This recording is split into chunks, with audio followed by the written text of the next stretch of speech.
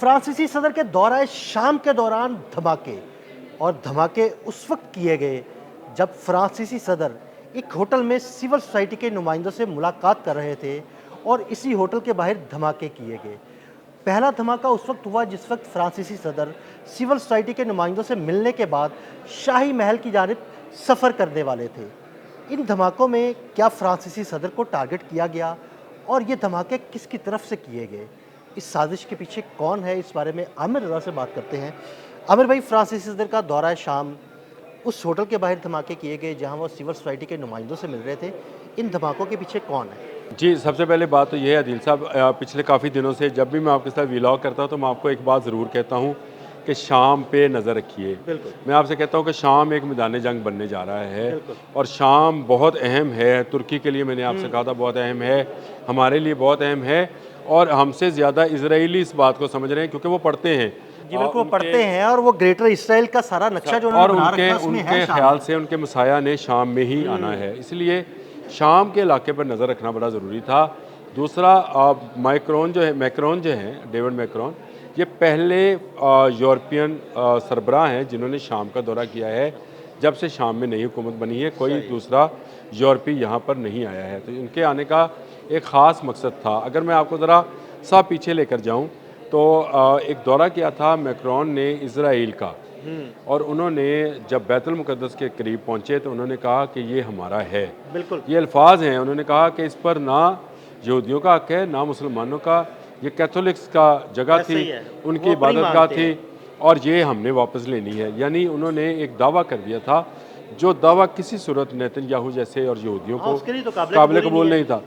अब आ जाएँ कि ईरान के साथ जंग होती है तो इसमें फ़्रांस से कहा जाता है कि वो अपने जहाज़ भेजे ताकि ईरान के साथ मुकाबला किया जाए। फ्रांस ने क्या किया था? इनकार कर दिया था। उसके बाद बरतानिया से कहा गया तो बरतानिया ने भी इनकार कर दिया। इसके बाद डोनाल्ड ट्रंप और नेतन्याहू पुकारते रहे कि नेटो किसी तरीके से इस जंग के अंदर इन्वॉल्व हो जाए। वो नहीं इन्वॉल्व हुई। फ्रांस, जर्मनी और बरतानिया ने यह फैसला किया कि हम इस जंग में शरीक नहीं होंगे क्योंकि ये जंग इसराइल ने शुरू की है। यानी इसराइल के दिल में जो काफ़ी सालों से आहिस्ता आहिस्ता बरूद भर रहा था, वो दमिश्क में आज फटा है। सही। ये मैं आपको बताऊँ, एक तो वो शाम के हालात को मज़ीद ख़राब करना चाहते हैं। शाम में उसने अपनी फ़ौजें भेजी, IDF, कुछ दिन पहले उसने अटैक भी किया, तुर्की ने उस पर इंतबाह भी जारी किया था, और तुर्की के हवाले से हमने इससे पहले एक व्लॉग के अंदर गुफ्तगू भी की है, और मैंने आपको बताया था कि शाम का एरिया क्यों अहम होता चला जा रहा है, और आहिस्ता आहिस्ता आप देखिएगा कि शाम कैसे अहम होगा। नेटो की ही मीटिंग अटेंड करने के लिए फ्रांसीसी सदर शाम से तुर्की जा रहे हैं, तो इसका मतलब ये है कि वहाँ पर भी कुछ अहम फैसले होने हैं। इसराइल दिल में ग्रज रखता है, बरतानिया का वज़ीर आज़म उसने हटा दिया, उसने मदद नहीं की थी। अब वो डेविड मैक्रोन के, और इस वक्त वर्ल्ड वाइड अगर आप सिर्फ वेब पे चले जाएं तो आपको नज़र आएगा कि इस वक्त अगर किसी की इकॉनमी को यहूदी हिट कर रहे हैं तो वो फ्रांसीसी इकॉनमी है। हर उस फ्रांसीसी कंपनी जिसके पीछे फ्रांसीसी मुफाद है, उसके ऊपर जो अटैक है वो यहूदी कर रहे हैं। वो कम कीमत पर वो चीज़ें फराहम दुनिया को कर रहे हैं जो फ्रांस महंगे दामों देता था, ताकि फ़्रांस की इकॉनमी जो है वो एकदम से कोलैप्स कर जाए और वो फ्रांस को जो है तबाह बर्बाद कर दें, यानी उसकी इकॉनमी को तबाह करें। जो दुनिया में लिस्ट बनी है कि जिनकी इकॉनमी इन डेंजर है, उनमें सबसे पहला नंबर फ्रांस का। मैं हैरान रह गया ये बात देख के। अब फ्रांसीसी सदर दमिश्क में मौजूद थे और 2 धमाके किए गए, किसी ने इसकी अभी तक जिम्मेदारी कबूल नहीं की है। ये सरीहन इजराइल की एक साजिश थी। उन्होंने एक मैसेज डिलीवर किया है फ्रांस को कि अगर होटल के बाहर धमाका हो सकता है तो हम तुम्हें भी टारगेट कर सकते हैं। ये तो मैसेज यही है ना। पहली बात तो यह है कि उन्होंने पेजर के ऊपर धमाके करके लोगों को बता दिया कि उनके पास क्या टेक्नोलॉजीज़ मौजूद हैं और वो टेक्नोलॉजी का इस्तेमाल किस तरह से कर सकते हैं। अब जब आपको भी पता है कि एक हाई सिक्योरिटी जोन है, फ्रांसीसी सदर जहाँ पे आए होंगे वो हाई सिक्योरिटी, फिर वहाँ का खुद के जो सरबराह हैं शाम के वो भी मौजूद हैं, उनकी मौजूदगी में 2 धमाकों का किया जाना, ये सीधा सीधा फ्रांसीसी सदर को धमकी लगाई गई है ताकि नेटो में जो फैसले होने हैं, जिसमें अगर कोई फ़ैसला ईरान, अमेरिका माहदे या इसराइल के हवाले से किया जाए तो उसमें कुछ नरमी दिखाई जाए, अदरवाइज़ ये जंग मुसल्लत की जाएगी। मैं आपको बताऊं, यहूदियों का बड़ा पुराना प्लान है कि वो यूरोप को रशिया से मरवाना चाहते हैं, नेटो को कमज़ोर करना चाहते हैं, क्योंकि ख़ुद वो नेटो का रुकन नहीं है। वो चाहते ये हैं कि सारी की सारी इकॉनमी यूरोप की जो है, और आपके साथ मैंने एक व्लॉग किया था जिसमें आपको बताया था कि इसराइल चाहता है कि यूरोपियन कंपनीज़ भी जो हैं वो इसराइल में आकर इन्वेस्टमेंट करें, या इसराइल में या मुत्तहिदा अरब अमारात में, ताकि वहाँ पर भी इसराइल का कंट्रोल होगा। तो ये सारे का सारा वो ग्रेटर इसराइल वाला प्रोग्राम है। एप्स्टीन फाइल्स देख लें ना, इसमें भी वो डोनाल्ड ट्रंप डर रहे हैं, वो पीछे पड़े हुए हैं, उनके वो फाइल सामने आ गई हैं। अब डोनाल्ड ट्रंप डरते हैं और डरते डरते वो उनका साथ देता है। देखिए, डोनाल्ड ट्रंप के डरने की एक बड़ी वजह रिपब्लिकन की सियासत भी है, क्योंकि उसके पीछे यहूदियों का पैसा है। वो उसको समझ आ गई है कि अगर मैंने इनके साथ बगारी तो मेरी पार्टी जो है वो भी तबाह हो जाएगी, मेरा कारोबार तबाह होगा, उसकी ज़वाजी ज़िंदगी तो तबाह हो चुकी। उसकी बेगम ने बयान दे दिया। ट्रंप के लिए इसके अलावा कोई हल नहीं था कि नेतन्याहू के जाल में आकर वो उसके कहने पर एक कठपुतली की तरह से बिहेव करे। ये बिहेव उसने कर दिया। अब देखें, इसराइल का टारगेट जो है वो लेबनान है, और लेबनान से भी ज़्यादा शाम है। ऐसे ही है। शाम के हालात ख़राब किए जा रहे हैं। शाम में खाना जंगी का माहौल बनाया जा रहा है। पहले ही ये मुल्क जो है लंबे अरसे तक खाना जंगी का शिकार रहा है। अब जाकर यहाँ पर कुछ अमन हुआ था, अब दोबारा धमाके किए गए हैं। देखिए, ज़िम्मेदारी किस पर डाली जाती है, कौन इसका टारगेट बनता है।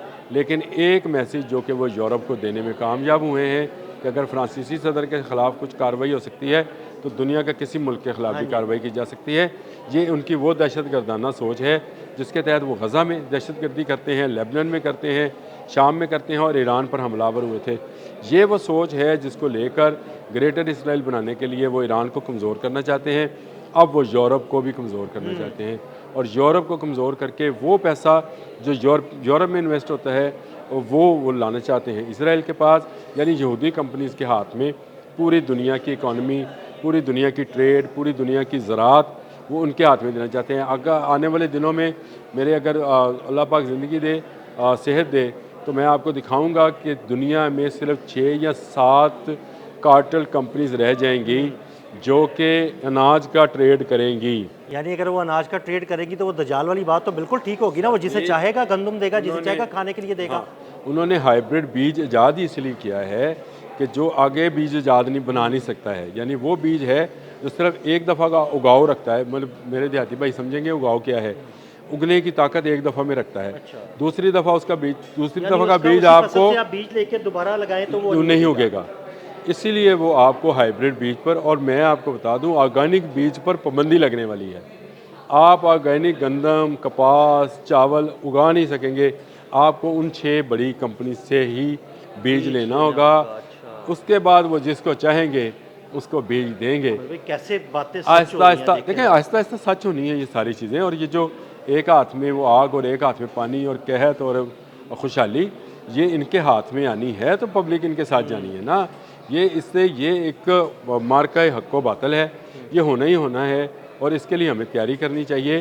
देखिए, जितना हम बच सकते हैं उतना तो बचें, बाकी अल्लाह पाक जानता है कि आगे आने वाले दिनों में क्या होने वाला है। लेकिन ये बात हकीकत है कि शाम में होने वाली तमाम खराबियों का ज़िम्मेदार इसराइल है। लेबनान और शाम उसके टारगेट्स हैं। कभी वो लेबनान पर हमलावर होता है, कभी वो शाम पर हमलावर होता है।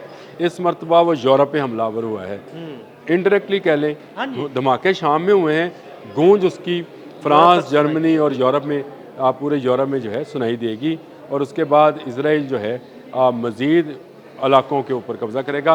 पहले ही वो चाहते हैं कि यूनान के साहलों पर जाकर अपनी बस्तियाँ खरीद रहे हैं, कुछ खरीद भी रहे हैं, वो अपनी बस्तियाँ आबाद कर लें, वो नया इसराइल बसाया जाए, नए बस्तियाँ आबाद कर लें, और वहाँ पर सब जो कंपनीज़ हैं उनको लाया जाए, और वहाँ पर एक नई दजाली जन्नत कह लें या जो भी उसको कह लें वो तैयार की जाए, जो कि मसनूई जन्नत होगी नेचुरली, वो तैयार की जाए, और दुनिया का कारोबार यहूदियों के हाथ में आ जाए। जब तक ये नहीं आएगा उस वक़्त तक इनका मसाया या दजाल जो है, मसीहुद दजाल, वो नहीं आएगा उनके ख़्याल में। उसकी सारी तैयारी है, और उसी के लिए शाम में हालात ख़राब किए जा रहे हैं।